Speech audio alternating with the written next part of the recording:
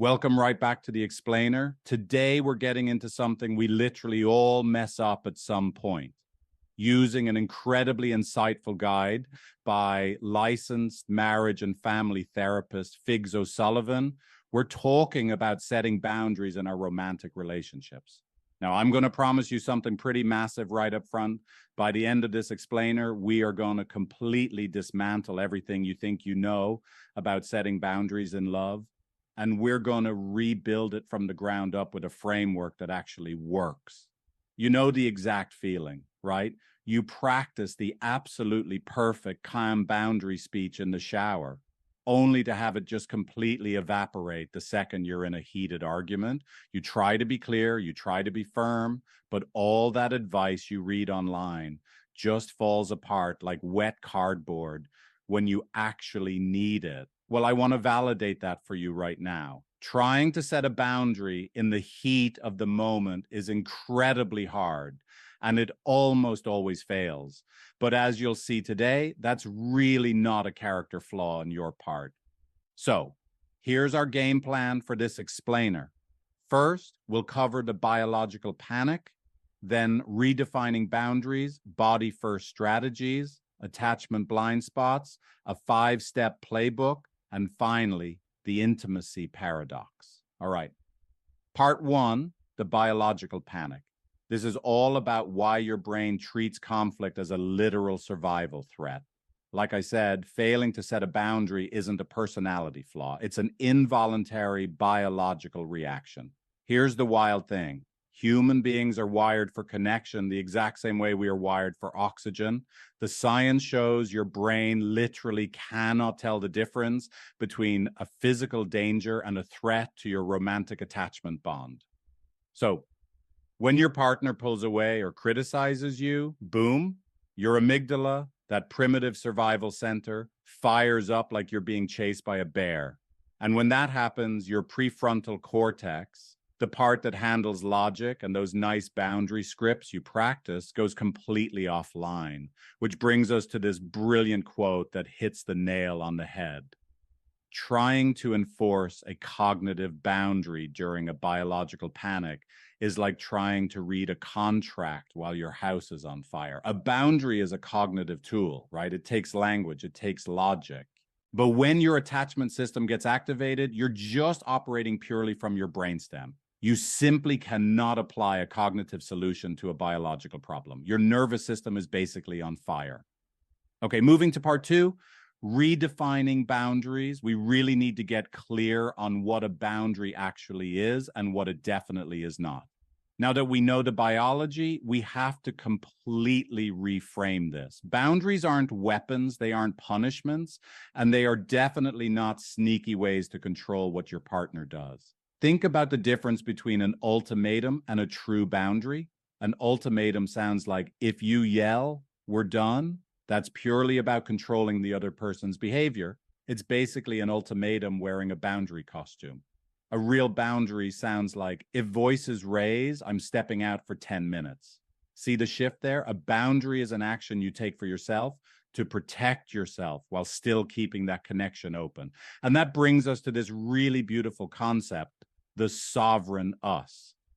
Picture your relationship as its own living, breathing organism that has its own unique needs, completely separate from you and your partner. Good boundaries serve the sovereign us. They protect the bond. When you frame a boundary as protecting this shared entity, the whole conversation completely shifts.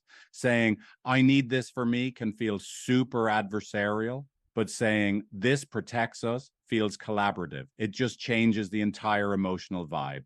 Part 3, body first strategies. This is the somatic or physical solution to our biological problem. Since we know our logic totally fails us during a biological panic, the solution has to start with the body. Enter the 75-25 rule. Honestly, this is one of the most practical tools you're going to learn. Normally, when a partner is upset, our immediate instinct is to pour 100% of our attention into them, watching their face, analyzing their tone, desperately trying to fix it. This rule says, no, keep 75% of your awareness anchored in your own physical body. Feel your feet on the floor, notice your breathing, check the tension in your jaw. Why? Think of a lifeguard. If someone's drowning, the number one rule is do not let the drowning person pull you under. Keeping 75% on yourself stops you from drowning in their emotional current. The next body first tool is the pause boundary or stopping the tape. You just simply say, we can't make a decision in survival mode. Let's take 5 minutes to reset. Notice how that doesn't blame anybody. It just acknowledges a shared biological reality. But here is the absolutely crucial part. This is an active nervous system reset. Go splash some cold water on your face, breathe, get grounded. It is absolutely not a free pass to just abandon the conversation. You have to come back after those 5 minutes, or else your partner's brain will literally code it as abandonment. Moving to part 4, attachment blind spots. Let's identify what makes this so uniquely tough for you. We all have unique blind spots when it comes to boundaries, and it mostly comes down to our attachment styles. Let's figure out where you fall. If you lean anxious, you're probably terrified that a boundary will push them away, so you constantly over-accommodate. Your homework is to practice stating what you need without apologizing for it. If you lean avoidant, you might actually be great at setting boundaries, but you use them as brick walls to avoid emotional intimacy. Your goal is to practice staying, just saying, hey, I'm overwhelmed, but I'm not going anywhere. And if you lean disorganized, you likely struggle with consistency, bouncing between rigid walls and zero boundaries. For you, the goal is simply having some patience with yourself for what's going to be a messy process. Part 5, the 5-step playbook, how to actually go about setting this boundary. So now that we've got the biology and the body first tools down, here is the cognitive framework. And remember, you only use this after both of you are physically calm. Step 1, figure out what you need when you're completely outside of the conflict. Literally write it down. Step 2, frame it for the relationship. Instead of saying, you're too critical, say, when I hear criticism, I can't stay connected to you. Step 3, state your action plan. Tell them what you're going to do, not what they have to do. Step 4, expect pushback. Systems naturally resist change, and that's okay. Just keep your tone warm. And step 5, well, let's take a closer look at step 5. Step 5 is repair. Why? Because you are definitely going to fail. You'll completely forget your boundaries the next time your amygdala takes the wheel. But here's the secret. Repair isn't failure. Repair is the actual skill. The research consistently proves that relationship satisfaction is way more about the quality of your repair than it is about never fighting. It's about being able to say, hey, I totally dropped my boundary last night and I want to try again. How you recover matters so much more than the fact that you stumbled. Finally, part 6, the intimacy paradox. This is all about why real connection actually demands structure. This brings us to a massive, totally transformative paradigm shift. If you cannot say no, your yes means absolutely nothing. If you have zero limits, you really have no true self to offer anyone. We tend to think that dodging conflict by having no boundaries makes us the good partner, but it really just creates this shallow, muddy swamp of a relationship.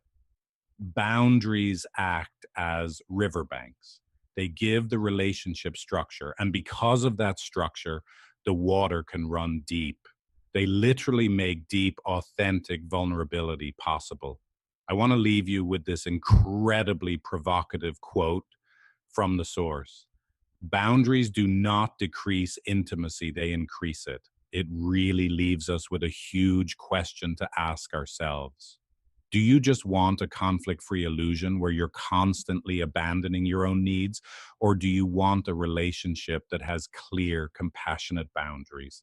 A relationship that is actually safe enough to be real in? Start building those riverbanks and just see how deep your connection can truly be. If you want to work on this for real, try Figlet, my AI relationship coaching app. You can start for free, no credit card needed, at figlet.empathy.com.